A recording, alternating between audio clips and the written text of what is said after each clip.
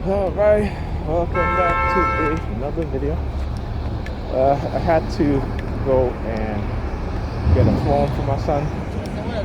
So, for medical reasons, just missed the local bus. And so I took the express, which means I have a longer walk. But hey. A little exercise is good for you. I usually don't walk I usually don't do a lot of walking because my back tightened up and then I have to walk really, really slow. So anyhow, again on the bus, they always what did I say? I talked about the license plate KLL, right? Look at it right here, 3818. Is it any surprise that I missed the local bus? No. Right? And I just missed the local bus when the bus pulled into the bus stop. Just missed the local bus. Right? So isn't it any surprise, right? And again, and what I'm showing you guys is how through observation, for example, I could have walked down that street that I just got off the bus at and just walked straight down and then turn. But no, because it's so crowded. And again, here's another license plate KLL 1949.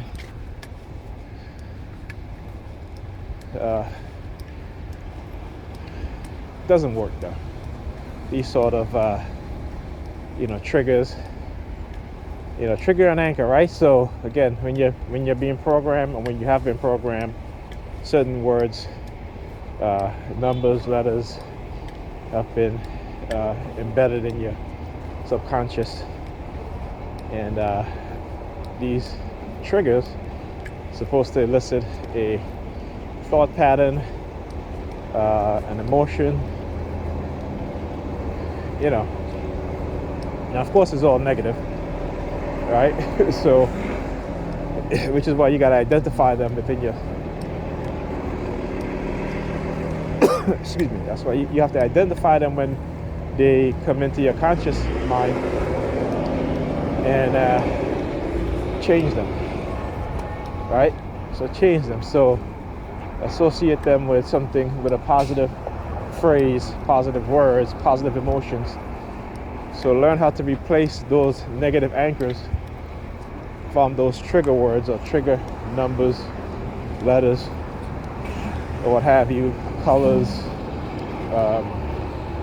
what else? Location, people, things, right? So once you learn how to do that, right, you will have less and less negative emotions, or negative way of thinking, or negative thought pattern. Doesn't mean that it goes away completely.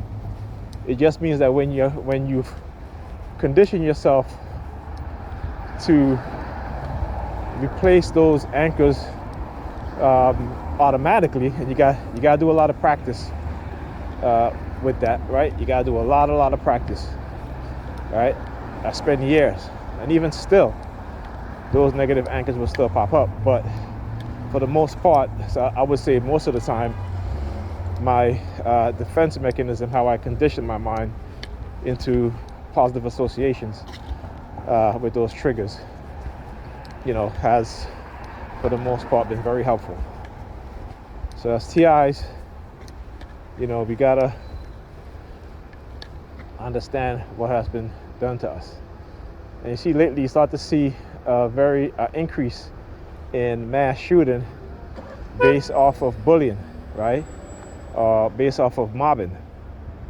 Okay, and there is this author, right? He's an expert on cult and programming, right? The cult mindset, the hive mindset, of cult, the collective mindset, psychological mindset of cult, their leaders. And I forgot his name, but I was watching a very interesting speech that he gave. This was back in 2014. All right, and he talks about the cult mindset and how people in cults, how they behave, how they're conditioned with a lack of empathy, a lack of concern and care, even for themselves, and particularly for the people close around them, their family members, even their children.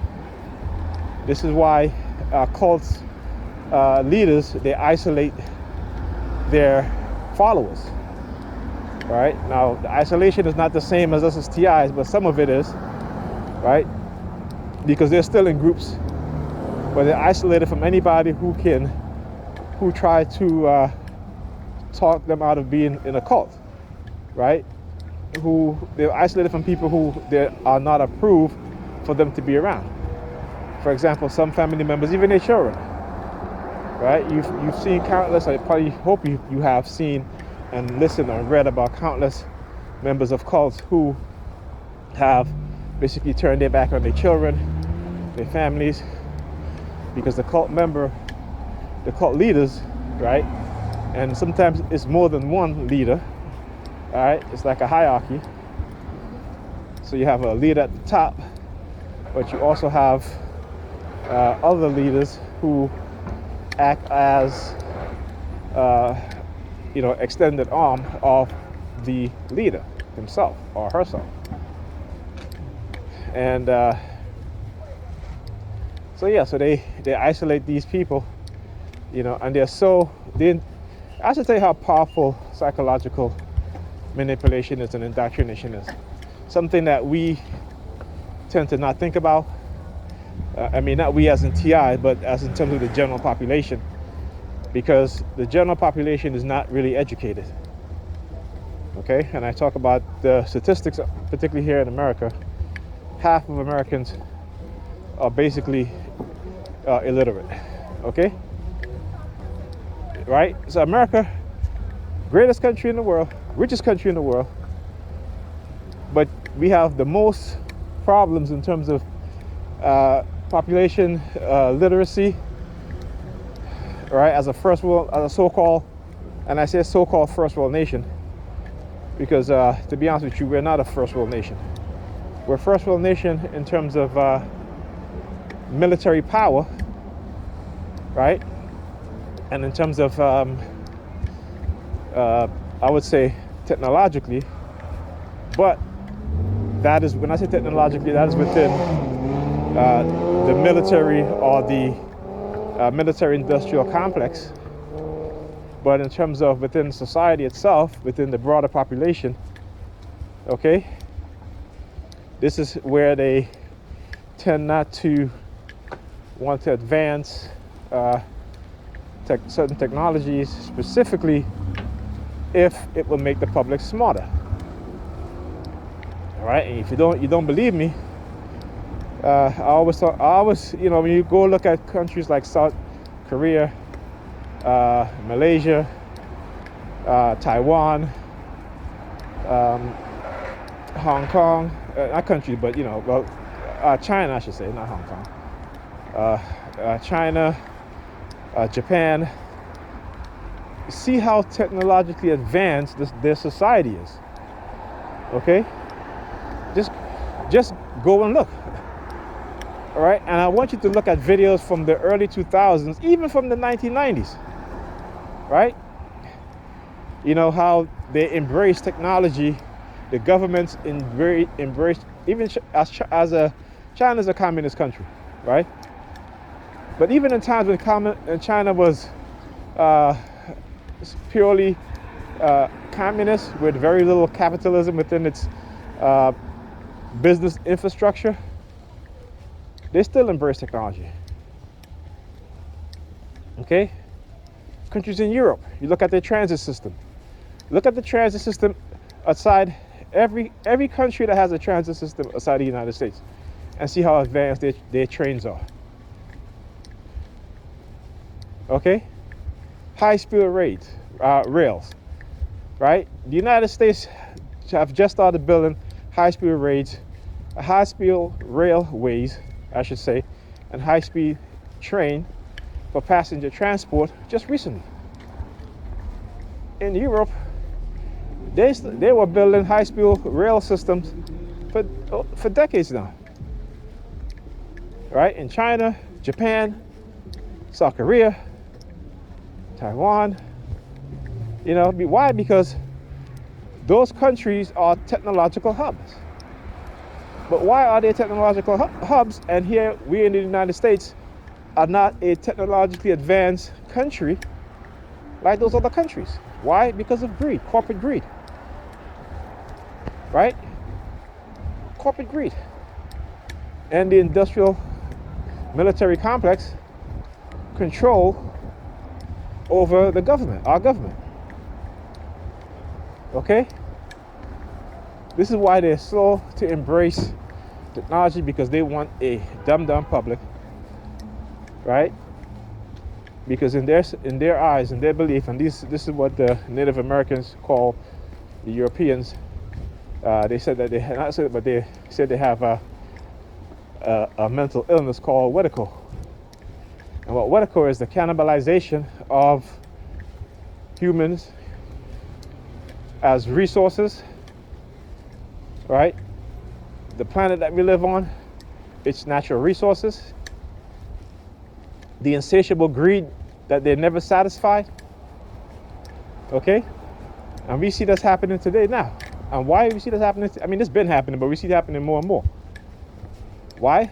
Because the internet has created a population of well-informed citizens, okay? And particularly over the past 2 years, 3 years, with the virus that I cannot say, right? And the fact that people were at home working, doing the same job that they were doing for most people, I should say, except for those within the fast food restaurants and certain industries like retail. But in terms of people who does work at a desk, they were doing it at home. Okay, they didn't have to travel. And as a matter of fact, because they were at home, there was less pollution in the air, and that actually helped to cool down the planet. And it's not just in the United States. Cool down the atmosphere.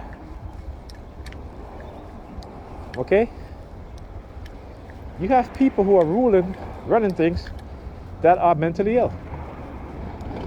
And so, because of that, the society will be mentally ill. And the society has been mentally ill, but it's gotten worse because they've gotten worse.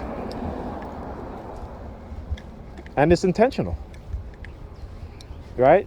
Look at what happened with Google. Google laid off 11,000 or 10,000 people. Same with Microsoft. Did they have to? No. No, they didn't, to be honest with you. But there is a certain, whereas you have CEOs and CFOs and executives who do not want a pay cut, right? Even though they're making more than enough money that they can ever spend, and their children can ever spend, and their children can ever spend, 5 generations of their descendants can ever spend. But it doesn't matter. What matters is because they think that they are superior to the rest of us, that they are different. Okay? They have detached themselves from any sort of human connection. Okay? And also what you see that these scientific scientists, right? Computer engineers, computer programmers, what they're doing, particularly with this, what you call open source AI, GP chat, or something like that. And they're getting us to program this AI for them. They're using the public, just as how Facebook was created, to which we can upload pictures, whatever, to have some sort of social connection online.